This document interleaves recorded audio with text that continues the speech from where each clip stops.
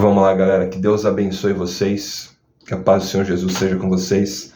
Bora tomar umas chicotadas do Senhor Jesus aqui, através de Malaquias 2. O castigo dos sacerdotes. O Senhor Todo-Poderoso diz: sacerdotes, eu estou falando com vocês. Sacerdotes, eu estou falando com vocês. Mas serve para todos nós.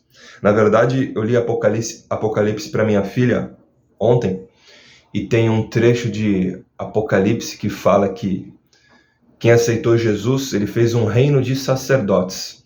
Então, eu estou falando aqui sacerdotes, não é só para o pastor, para o líder espiritual, é para eu, sacerdote da minha casa, é para você, sacerdote da sua casa, sacerdotisa da sua casa, é para todos nós que aceitamos Jesus como Senhor e Salvador.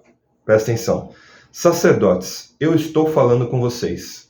Se não obedecerem ao meu mandamento, e se não resolverem me honrar, então eu farei cair sobre vocês uma maldição e amaldiçoarei tudo que vocês recebem pelo trabalho que fazem. Aliás, já os amaldiçoei, porque vocês não resolveram me honrar. Vou castigar os seus filhos e esfregar na cara de vocês as fezes dos animais que vocês oferecem em sacrifício. E além disso, vocês serão levados para o lugar onde as fezes são jogadas. Assim vocês saberão que eu estou dando esta ordem, a fim de que a minha aliança com os sacerdotes, os descendentes de Levi, não seja quebrada. Sou eu, o Senhor Todo-Poderoso, quem está falando. Na aliança que fiz com eles, eu lhes prometi vida e paz. Fiz o que tinha prometido para que eles me respeitassem. E, de fato, eles me respeitaram. Eles me respeitaram e temeram. Ensinavam sempre o que era direito e nunca o que era errado. Viviam em paz comigo, faziam o que é certo e ajudaram muitos a deixarem o caminho da maldade. Os sacerdotes devem ensinar a verdade a meu respeito, e todos devem pedir conselho a eles para saber o que é direito, pois os sacerdotes são os mensageiros do Senhor Todo-Poderoso. Mas agora vocês, sacerdotes, estão saindo do caminho certo, e os seus ensinamentos já fizeram muitas pessoas pecarem. Vocês estão quebrando a aliança que fiz com os sacerdotes. Por isso eu vou fazer com que o povo os despreze e rejeite, pois vocês não me obedecem e quando julgam causas, não tratam a todos com justiça. Eu, o Senhor Todo-Poderoso, estou falando. A desobediência do povo de Israel. Não é verdade que todos temos o mesmo Pai? Não fomos todos criados pelo mesmo Deus? Por que, então, enganamos uns aos outros? É forte demais. Não é verdade que todos temos o mesmo Pai? Não fomos todos criados pelo mesmo Deus? Por que então enganamos uns aos outros, desprezando assim a aliança que Deus fez com os nossos antepassados? O povo de Judá tem sido infiel a Deus. O povo de Israel e os moradores de Jerusalém fizeram coisas nojentas. O povo de Judá profanou o templo que o Senhor ama, e os homens casaram com as mulheres que adoram ídolos.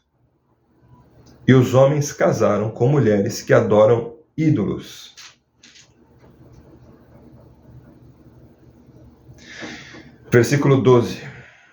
Que o Senhor expulse do nosso país as pessoas que fazem isso, sejam quem forem, mesmo que apresentem ofertas ao Senhor Todo-Poderoso. Existe outra coisa que vocês fazem: gemem e choram, cobrindo de lágrima o altar de Deus, porque ele já não aceita mais o sacrifício que vocês oferecem. É forte demais. Existe outra coisa que vocês fazem: gemem e choram, cobrindo de lágrimas o altar de Deus, porque ele já não aceita mais os sacrifícios que vocês oferecem. E cada um de vocês pergunta: por quê? É porque Deus sabe que você tem sido infiel à sua esposa. É porque Deus sabe que você tem sido infiel à sua esposa, a mulher com que se casou quando era moço. Ela era sua companheira, mas você quebrou a promessa que fez na presença de Deus de que seria fiel a ela. Não é verdade que Deus criou um único ser, feito de carne e de espírito? E o que é que Deus quer dele? Que tenha filhos que sejam dedicados a Deus. Portanto, tenham cuidado para que nenhum de vocês seja infiel. Tenham cuidado para que nenhum de vocês seja infiel à sua mulher. Pois o Senhor Todo-Poderoso de Israel diz: eu odeio o divórcio. Mais claro que isso, impossível, né? Mais claro que isso, impossível. Eu odeio o divórcio. Eu odeio o homem que faz uma coisa tão cruel assim. Portanto, tenham cuidado. E que ninguém seja infiel à sua mulher. E vamos agora para o final, o último subtítulo de Malaquias 2, pessoal, que junta o raciocínio ali com o próximo, que é Malaquias 3, tá? O dia do juízo. Vocês falam demais. E o Senhor está cansado de toda essa conversa. Mas vocês ainda perguntam: como foi que fizemos com que Deus ficasse cansado? Foi por dizerem assim: o Senhor Deus pensa que os que fazem maldade são bons, e de fato Deus gosta deles. Ou então vocês perguntam: onde está o Deus justo? Daí começa já Malaquias 3. Vou ler só o comecinho aqui para contextualizar. Ou então vocês perguntam: onde está o Deus justo? Malaquias 3, 1. O Senhor Todo-Poderoso diz: eu enviarei o meu mensageiro para preparar o meu caminho. E o Senhor, a quem vocês estão procurando, vai chegar de repente ao seu templo. E está chegando o mensageiro que vocês esperam, aquele que vai trazer a aliança que farei com vocês. Aqui já começa a mudar de figura. Deus já não está mais tão irritado com os filhos desobedientes dele. Agora eu vou reler aqui. Eu enviarei o mensageiro para preparar o caminho. Eu acredito que seja João Batista. E o Senhor, a quem vocês estão procurando, vai chegar de repente ao seu templo. Quem chegou de repente no templo ali, ensinando aos 12 anos, conversando com os mestres da lei com 12 anos? Jesus. E de repente, os mestres da lei e os fariseus, irritados com Jesus ali, roubando a cena, né? Tem a ver com os próximos livros agora que vão, né? Mateus, Marcos, Lucas e João. Mas eu não vou me prolongar aqui, porque aqui já é Malaquias 3. Só vou reler aqui Deus irritado, talvez seja todo o capítulo de Malaquias 2 é maravilhoso, só que tem duas partes aqui que são não somente maravilhoso, mas bem marcantes, né? Marcantes. Vou castigar os seus filhos, do povo ingrato e desobediente, né?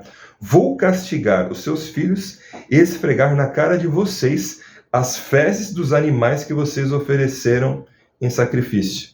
As fezes dos animais cegos, doentes e aleijados que estavam lá, os sacerdotes estavam oferecendo ao Senhor, injustamente. Com falta, sem gratidão, né? E depois aqui, primeiro falar do castigo dos sacerdotes, depois a desobediência do povo de Israel. Essa parte é bem marcante aqui sobre a fidelidade, né? É porque Deus sabe que você tem sido infiel à sua esposa, a mulher com quem você casou quando era moço. Ela era sua companheira, mas você quebrou a promessa que fez na presença de Deus de que seria fiel a ela. E a outra parte aqui mais importante, mais marcante, aliás, pois o Senhor Todo-Poderoso de Israel diz: Eu odeio o divórcio. Eu odeio o homem que faz uma coisa tão cruel assim. Portanto, tenham cuidado e que ninguém seja infiel à sua mulher. Ele falando diretamente com os sacerdotes aqui. No mundo naquela época, né, pessoal? Machista, né? A maioria das pessoas eram analfabetas e principalmente as mulheres, né? Mais para frente, em Paulo ali, tem muita gente que até fala que as mulheres não deveriam ter a palavra, não deveriam ser pastoras, né? Mas na verdade tudo se atualizou e hoje as mulheres têm muitas. As mulheres são muito inteligentes, cultas, falam bem, cultas e se comunicam melhor até que muitos homens, né? As mulheres são bem mais comunicativas do que muitos homens, né? E o finalzinho aqui, depois já vai mudando de figura, entrando em Malaquias 3. Que Deus abençoe vocês. Para quem fala que Deus é amor, tá certo, mas não é somente amor, né? Quando a gente lê o livro de Malaquias, a gente vê que Deus não é somente amor. E vamos continuar. Que Deus abençoe vocês.